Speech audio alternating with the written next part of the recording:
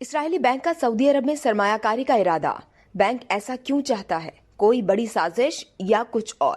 اسرائیلی bank لیو ملی کے chairman نے سعودی سرمایہ کاری کانفرنس میں شرکت کے دوران کہا کہ سعودی عرب میں سرمایہ کاری کے لیے بڑا پوٹینشل موجود ہے۔ اس طرح اسرائیلی بینک نے سعودی عرب میں سرمایہ کاری کے حوالے سے مثبت عندیہ دے دیا۔ سامر الحاج یایا ایک اسرائیلی عرب ہیں اور بنیادی طور پر ان کا تعلق طیبہ سے ہے۔ وہ سعودی عرب میں سرمایہ کاروں کو متوجہ کرنے کے لیے منعقدہ فیوچر انویسٹمنٹ انیشیٹو میں شریک تھے۔ ان کا اسرائیلی بینک سرمایہ کاری کے لیے بڑے قرضے دینے والا بینک ہے۔ اسرائیلی بینک کے چیئرمین کا کہنا ہے کہ ہم دیکھ سکتے ہیں کہ یہاں بہت ساری سرمایہ کاری جاری ہے۔ ہم بھی سرمایہ کاری کا حصہ بننا چاہیں گے، چاہے وہ سرمایہ کاری صورتحال میں ہو یا چاہے کرپٹو کرنسی کی شکل میں ہو۔